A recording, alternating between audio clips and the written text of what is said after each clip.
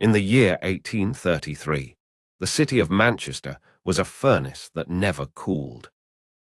Even at night, the sky glowed orange above the rooftops, as if the sun itself refused to rest. The streets were narrow and damp, cobblestones slick with soot. Every window shimmered with the reflection of firelight. The sound of iron presses rolled through the alleys like thunder. The air smelled of coal and wet wool. This was progress.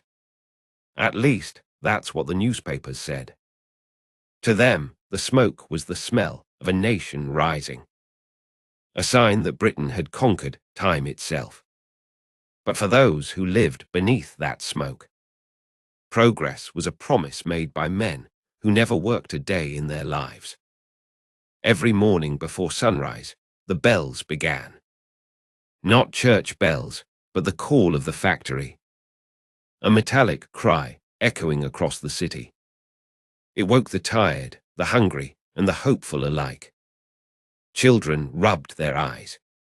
Mothers tied their shawls tighter. And fathers limped through the fog with silent dread. The doors of the mills swallowed them whole. Behind those doors, there were no seasons. No sunrises, no difference between morning or night. There was only rhythm, the endless rhythm of machines. The first time a newcomer stepped inside, they were struck by the noise. It wasn't just loud, it was alive. The air itself vibrated. It filled your lungs and stayed there. A living creature made of iron and motion. You couldn't shout above it. You couldn't think above it. So you learned to listen in silence, and to let the machine set the pace of your heart. They called this the revolution of steam, a triumph of invention. But to the men and women who worked here, it was more like an invasion, a force that consumed their time, their health, their dreams. Inside the spinning rooms, the heat was constant. Windows sealed shut to keep the fibers from escaping. Lamps burned all day, so that dust floated like snow in the air. It coated your clothes, your hair, your tongue. Many chewed pieces of cloth to keep the fibers out of their throats. Accidents were common. Hands caught in gears. Hair pulled into wheels. Bodies dragged under belts that never stopped turning. When something went wrong, no one screamed. The noise swallowed every cry before it reached another ear. And yet, in that roaring chaos, people learned to survive. They memorized the rhythm of the machine. They learned when to step back, when to pull a lever, when to risk their fingers for one more second of efficiency. For a few pennies a week, they became living parts of the factory. And as long as the machines ran, so did they. On the hills above the smoke, the masters of cotton built their homes. Large estates, miles from the noise. Their windows looked down on a sea of chimneys. And they smiled, because every column of smoke meant money. To them, the city was an engine. An elegant machine, powered by human motion. They measured progress not in lives, but in yards of fabric and tons of coal. Many had started poor, like the men who now worked for them. But the difference was opportunity. A single invention, a well-timed investment. And fortune followed. They called themselves self-made men, champions of ambition and order. They believed God had chosen them to rule over industry. On Sundays, they filled the pews of grand churches, donating to the poor and praising the virtues of hard work. But when the bells stopped ringing, their charity ended at the factory gate. It was said that one owner, who earned more in a month than his workers did in 10 years, once remarked, I have no time to visit the mills. The machines don't need me, they run themselves. And he was right. They did run themselves. The people simply kept them fed. By 1840, Manchester was a world within a world. At night, you could see its glow from 20 miles away. Trains carried cotton north and money south. Ships left Liverpool loaded with fabric bound for Africa, India, America. And back came more wealth, more coal, more iron, more steam. It was the height of the industrial age. The empire ran on gears and smoke. And yet, inside that triumph, there were eyes that had never seen daylight. Children who had never known silence. Men who had forgotten what it felt like to rest. Women whose lungs were lined with the dust of their labor. Progress had a sound, a smell, a heartbeat. And for those who lived it, that sound was the sound of endurance. They endured because they had no choice. They endured because the machine would not wait. And as the masters counted profits in candlelit parlors, the workers counted minutes, praying that the next day would not bring another accident, another wage cut, another child lost to the gears. The revolution of steam was unstoppable. It promised prosperity for a nation, and it delivered, but only to those who never had to stand in the smoke. The year was 1844. Across Britain, newspapers called it the year of fortune. Cotton prices were high, exports booming, and the factory towns of the north were praised as miracles of industry. From London, investors poured money northward like water. Bankers who had never seen a mill spoke of limitless prosperity. And for a moment, it seemed true. Production reached levels the world had never imagined. Machines spun faster. The rails thundered with endless shipments. And the masters of cotton discovered that the real product of the factory wasn't fabric at all. It was wealth itself. One merchant from Leeds bragged that his profits had tripled in a single year. He said it with a grin, his fingers stained not with soot, but with the ink of ledgers and contracts. In Manchester, a man named Thomas Horsfall built a mansion with 30 rooms, each room furnished with imported silk, woven, ironically, by the same kind of hands he paid only pennies a day. He hosted parties where the walls shook with laughter, and the orchestra drowned out the faint echo of factory bells outside. For the workers, that same year brought shorter meals and longer hours. The masters called it a necessary adjustment. Wages were trimmed to balance the cost of expansion. And when a worker protested, the overseer simply said, "There are hundreds waiting outside who'd take your place." The numbers were staggering. A skilled spinner might earn 12 shillings a week. The factory owner, in the same 7 days, earned 1,200. To the wealthy, it was mathematics. To the workers, it was madness. But even madness becomes routine when it happens slowly enough. No one expected fairness, only survival. The mill girls joked that their lungs were lined with silver dust. The men coughed blood and called it the cough of progress.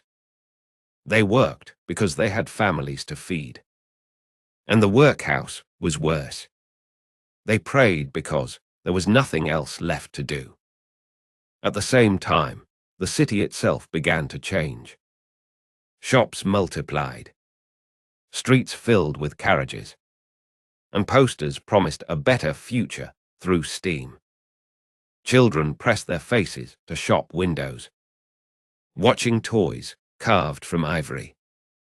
luxuries made from the same profits that stole their childhood. The masters called this the new prosperity. The workers called it the rich man's miracle. Behind the shining storefronts were slums so dense that sunlight could not touch the ground. Wooden stairs rotted from damp. Families slept shoulder to shoulder, breathing each other's coughs. The same smoke that made the masters rich choked the streets where their workers lived. When rain fell, the air turned to black mud. Children splashed barefoot through puddles that smelled of iron and coal. On Sundays, the contrast was most visible. The masters took trains to the countryside, riding first class, wrapped in fine coats. The workers walked to church in rags, their boots patched with paper, their hands raw and cracked. Inside the pews, the sermons spoke of virtue, of patience, humility, and gratitude. The preacher's words floated through the air, and for a moment the workers believed them. But when the service ended, the same men who nodded at every verse returned home to count their profits. One worker wrote in a letter to his brother, "They pray for our souls, but never for our stomachs." By autumn, the gap between the rich and the poor had become a canyon. It was no longer hidden. It was visible in every street, every meal, every breath. The rich dined by candlelight, while the poor watched the same light flicker through cracks in the wall. Children begged outside bakery doors for bread made from flour their parents had milled. The owners argued that poverty was the price of civilization. They said the poor must exist to remind the rich of their blessings. But even blessings grow heavy when you build them on the backs of others. By the end of that golden year, the masters of cotton had become kings without crowns, and those who toiled beneath them had become the gears that kept their empire turning. The factory bells rang louder than ever, but few noticed anymore. They had become part of the music of the city, a song of endurance, of smoke, of silent obedience. And though the workers could barely afford to eat, they still called it the year of fortune, because someone, somewhere, had to believe that the next year might finally be theirs. The factory gates closed at 6 in the morning. Once they shut, the world outside disappeared. The sound of carts and church bells faded into memory, replaced by a roar that shook the walls. Inside, hundreds of looms spun in unison, a forest of motion, heat, and rhythm. The air shimmered with moisture and dust, and the smell of oil clung to every breath. Those who had worked there long enough moved as though they were part of the machinery itself. A step here, a pull there. Thousands of synchronized gestures, performed without a single word. Talking was impossible anyway. You could shout your name and never hear it back. So people spoke through glances, nods, and habit. A whole language existed only in the flicker of an eye. The youngest workers were called scavengers. Small, fast, and invisible, they darted under the looms to collect scraps of cotton, while the machines kept running. If they moved too slowly, they'd lose their fingers. If they hesitated, they'd lose their job. Some were no older than 8, barefoot with cuts on their feet, and lint in their lungs. The overseers carried sticks, not to strike, but to keep rhythm, to tap the pace of production on the floorboards. It was said that a good overseer could hear a single machine slow down among 100. And when he did, Someone paid for it. The heat was unbearable by midday. The windows fogged with sweat. Lamps burned brighter, and the air became a living fog. You couldn't tell where the smoke ended and your breath began. Lunch was 10 minutes of bread and water. If you were lucky. A slice of onion. Then the bell rang again, and the rhythm resumed, as if time itself obeyed the factory clock. Outside, the masters were entertaining guests. Politicians, bankers. Men who came to marvel at the marvels of industry. They walked between the machines, hands clasped behind their backs, nodding approvingly. Magnificent, one said, truly magnificent. They saw efficiency. They saw progress. They did not see exhaustion. When they left, the doors were bolted shut again, and the noise swallowed everything. In the evenings, when the work was done, the workers stepped into the cool air like survivors, their clothes stiff with sweat and dust, their faces grey with oil and fatigue. They walked home in silence, not because they had nothing to say, but because their voices had been replaced by the sound of iron. In the narrow streets, the taverns came alive. Men drank to forget the noise. Women laughed softly over bread and broth. Children slept sitting up, their heads resting against their parents' arms. It was here, in these cramped rooms and candlelit corners, that a strange kind of unity was born. Not spoken, but shared. A look exchanged over a mug of ale. A sigh between shifts. A quiet nod at dawn. These were the beginnings of something the masters feared more than poverty. Solidarity. Among them was a man named Robert Taylor. He was 43, with shoulders bent from years at the loom. He couldn't read or write, but he had a gift for speaking in ways others felt. Each Sunday, he gathered a few men and women behind St. Mary's Church. They sat on crates, passing a single candle between them. And he talked. He spoke of fairness, of the right to rest, of the idea that the machine should serve the man, not the other way around. At first, they listened in silence. No one dared believe that change was possible. But the more he spoke, the more the silence began to break. We built the masters' fortunes, he said. We can build our own. His words traveled faster than he ever could. They spread through the mills and taverns, passed from one tired worker to the next. And though no one called it rebellion yet, something had begun to shift. A pulse beneath the noise, a rhythm that no overseer could control. By 1845, that rhythm had a name. Meetings began in basements and barns. Workers formed secret groups, each one sworn to protect the others. They wrote down demands. 10 hours instead of 14. 1 day of rest each week. And schools for their children. Simple things. Human things. The masters laughed. They called it dreaming. They said the poor were lucky to work at all. But dreams, once spoken aloud, don't disappear so easily. The words spread beyond Manchester, to Leeds, to Glasgow, to Liverpool. And for the first time, the masters began to worry, because machines could crush bones, but not ideas. And ideas were starting to multiply faster than the looms themselves. It began with silence.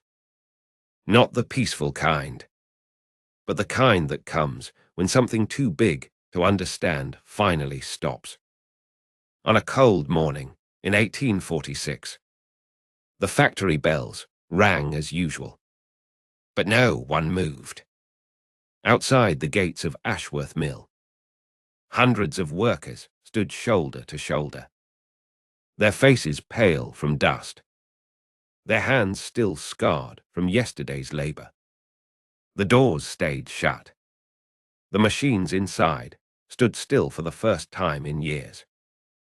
The overseers shouted, then threatened, then begged. But the crowd didn't move. Someone, no one remembered who, had simply said, "We've worked enough." And for once, the city listened.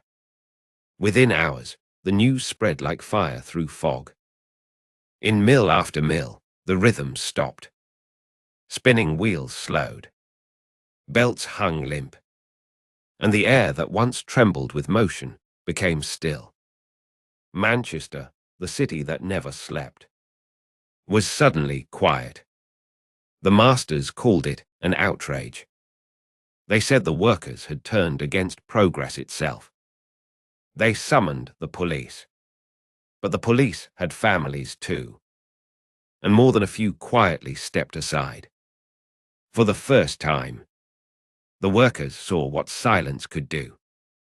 It was louder than any machine. It was unity made visible. That day, the streets filled not with smoke, but with footsteps. Marches began, slow, steady, deliberate. Men and women walked together through the city, their boots striking cobblestone in perfect rhythm. They carried no weapons, only banners made from scraps of cloth, painted with words that trembled in the wind. "We are the hands that build your wealth." Shopkeepers watched from doorways. Factory owners hid behind curtains. Even the children knew something was happening. Something that had never happened before. It wasn't just about wages anymore. It was about worth. At the heart of the crowd was Robert Taylor, the same man who had once whispered his ideas by candlelight. Now he spoke above thousands. "We do not seek to destroy," he said. "We seek to live. The wheel will turn again, but it must turn for all." The crowd roared in agreement. Voices that had been silenced by years of noise rose together like a tide. For that single morning, the workers felt something stronger than exhaustion. They felt power.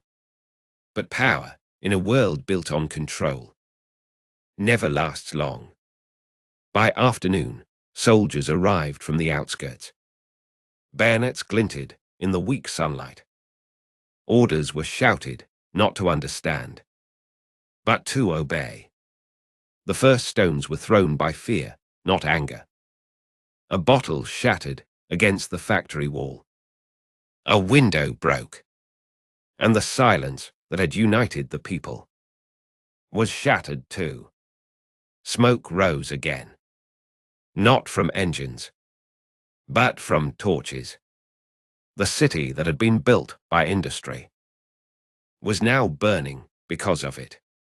When night came, the rebellion was over. The soldiers stood guard over the factories. The owners counted their losses. And the workers returned to the same gates they had defied that morning. But something had changed. The fire could be put out.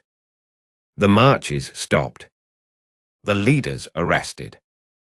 What couldn't be undone was the memory of that silence. The moment when the machines had stopped. And the people had realized they were more than gears. Weeks later, the mills reopened. The machines spun faster than ever. The masters claimed victory. They wrote to Parliament that order had been restored. But deep inside the factories, where the dust never settled, the workers carried something new inside them. Belief. Not belief in a better master, but in themselves. They spoke less openly now, but they spoke differently. The word union appeared for the first time in the taverns. Small coins were collected in secret boxes. Money for strikes, for funerals, for the next fight. And though no one could predict it then, that tiny spark, born in one city, from one day of silence, would spread across the empire like a hidden flame. The masters called it treason. History would call it progress. When the smoke cleared, Manchester looked the same. But the people didn't. The rebellion had ended, but its echo lingered in every street, in every cautious glance exchanged between workers, in every whisper that faded when an overseer passed. The machines roared again, faster and louder, as if mocking the silence that had stopped them. But to those who stood beside them now, the noise sounded different. It no longer felt invincible. Weeks after the strike, the masters announced the restoration of order. The newspapers printed their words with pride. Industry, they wrote, has triumphed over chaos. But the truth was quieter. Beneath the headlines and polished speeches, fear had taken root. Not just among the workers, but among the masters too. They had seen what happened when the gears stopped. They had seen the faces of those who kept their empires alive. Some owners began installing new safety measures, not out of compassion, but out of caution. They knew that a single spark could stop a fortune again. Others doubled down. Longer hours, stricter rules, punishments for even the smallest defiance. They wanted to remind the workers that nothing had changed. But something had. You can't make a man forget the sound of silence. You can't make him unsee the truth. That a factory without workers is nothing but an empty shell of iron and steam. Robert Taylor, the man who had once spoken of fairness, was gone. Some said he'd been imprisoned. Others said he fled to Scotland. But his name lived on, whispered like a secret prayer. When a new worker joined a mill, someone might lean close and say, "Do your work, but remember Taylor." It was enough. It meant you are not alone. The masters, meanwhile, celebrated peace with banquets.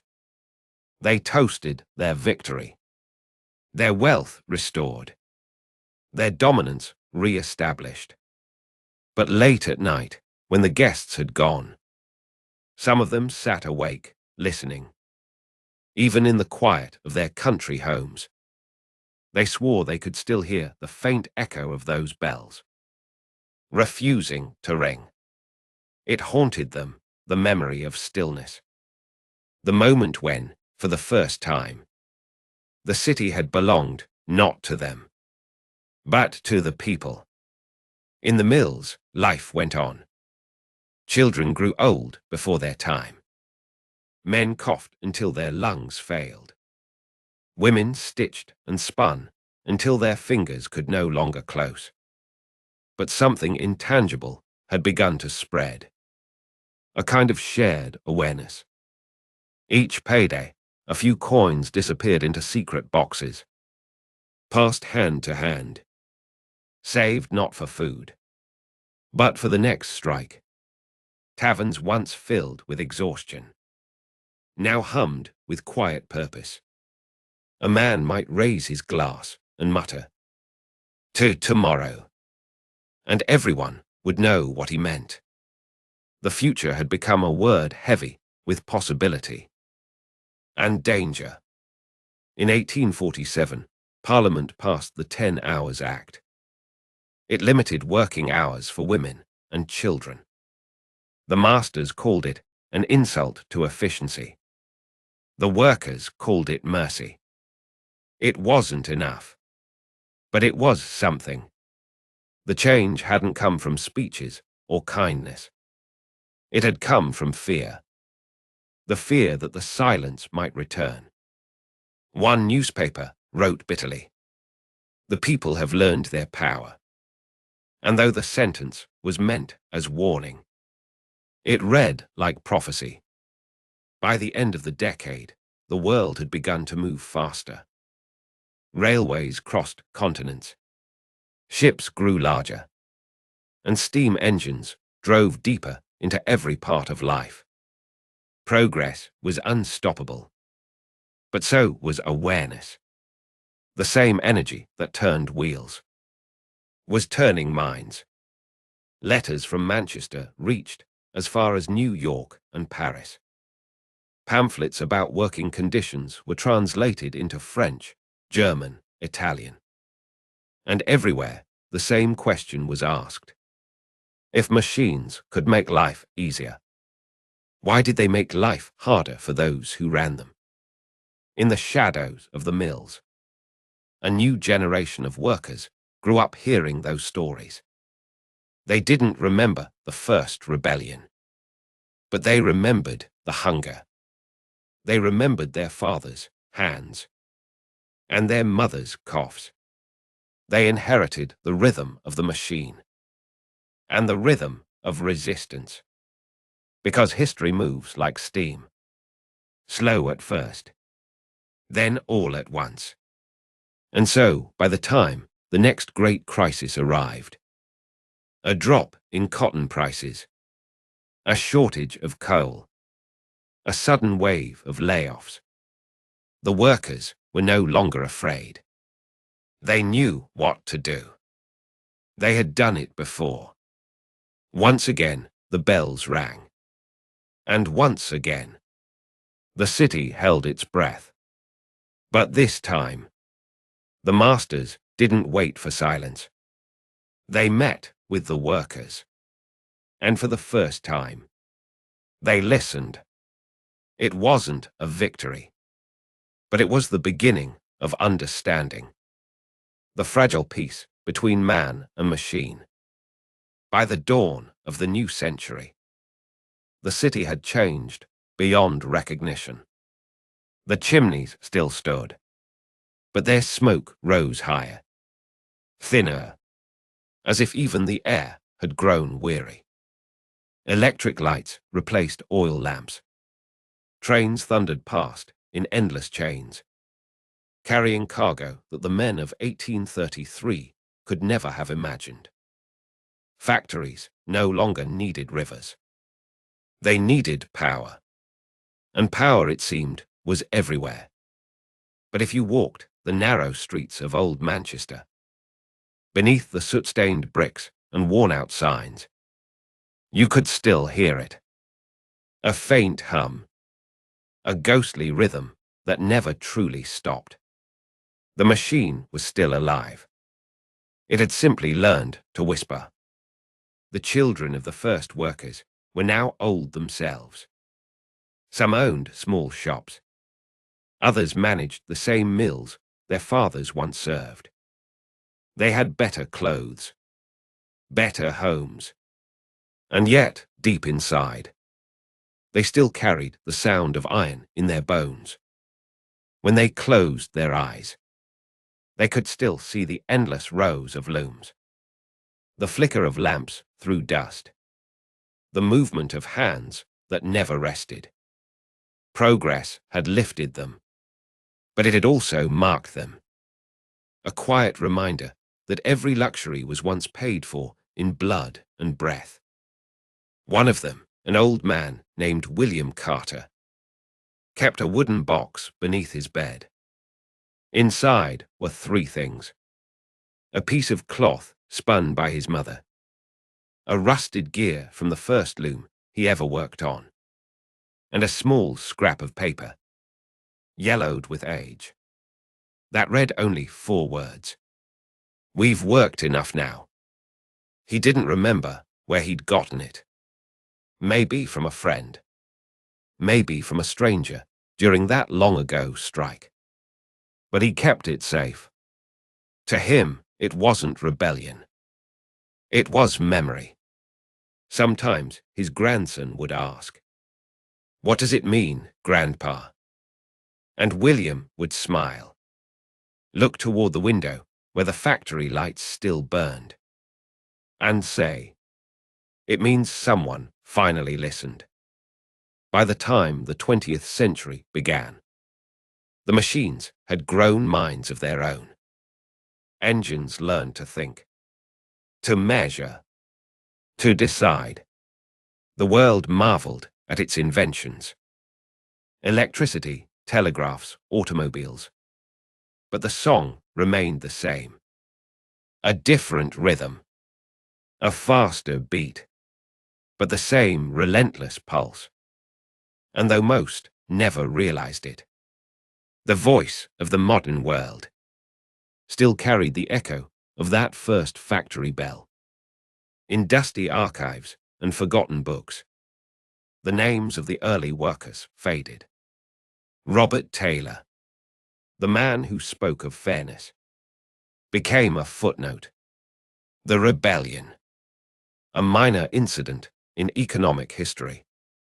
But history has its own way of remembering. It remembers not through books, but through people. Every demand for dignity, every protest for fairness, every voice that says enough.